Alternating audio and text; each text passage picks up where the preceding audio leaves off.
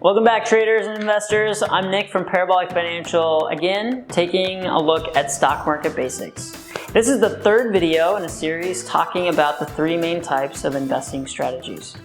In this video, we'll go over the sentimental approach.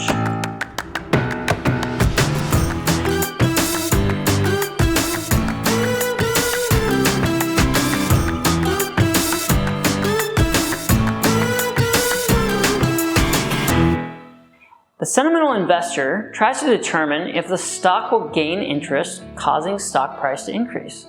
I mean, think about it this way. If you gain interest in a stock, people are probably going to buy it. If they buy it, the stock price will probably increase because now there's more demand, there's less supply, increase in price, okay? We've seen that before. You could also lose interest and it could fall as well, just so you know. Stock prices fluctuate daily. This can create periods of time where supply and demand have more weight on how the stock moves than any price target, catalyst, or financial model. These methods of determining what the market cap should be might be disconnected from where the stock is because the entire market is collectively deciding what should happen based on sentiment, adjusting then the supply and demand. For example, Pfizer and Walgreens are both companies that are involved with creating or administering COVID vaccines this year, 2021. They're both good examples of stocks that have experienced high sentiment, lower supply, and a driven up stock price. But at the same time, you've also seen them go up and down quite a bit. It doesn't go up in a linear fashion.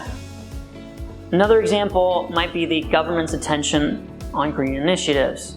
Government green initiatives increase sentiment because this draws a spotlight on those companies which are in the green area, right? We're thinking Tesla, NIO, okay, these are EV companies, right? Battery operated cars.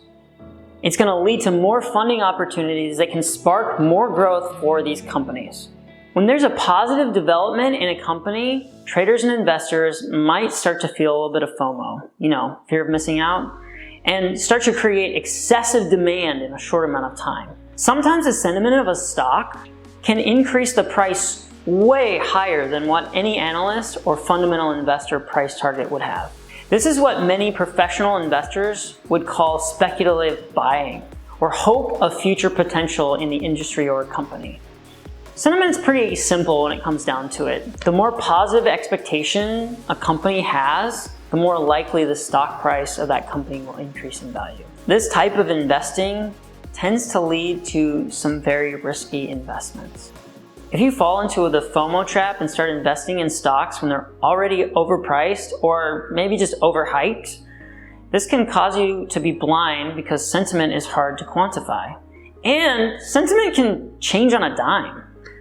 There are definitely times when sentiment can give you good insight in what direction the stock might trend, but there's also times when you're scrolling through Twitter or some other social platform and you enter into a stock too late.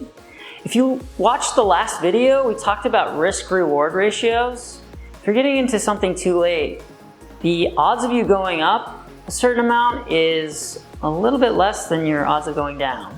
You have greater risk than your reward. This can be because the sentiment on the stock is greater than the perceived or intrinsic value of the stock. Or in other terms, you were a late adopter and you missed the wave of sentiment pushing the stock higher. It's nearly impossible to know when sentiment's weight on price increase is running out before it happens. That's why some call sentimental investing also speculative buying. Hopefully now you have a better understanding of these basic stock definitions, terms, and strategies. Knowing these core strategies and the lenses professional investors use will continue to help you know how to better invest in the market. That's what we all want to do, right? Throughout these parabolic courses, you're going to dive deeper into key information that will help you navigate the market and build knowledge on how the stock market generally functions. If these videos are helpful to you and you feel like you're maximizing your learning experience, please let us know by either dropping a comment or visiting our website and leaving us a review. You can also subscribe to our YouTube for more information and videos to come. Happy trading, and don't forget, there's actually one more video here to come, and it's going to compare all of these core investing strategies to help you kind of figure out what's going to work best for you. So, hope to see you there. Have a wonderful day.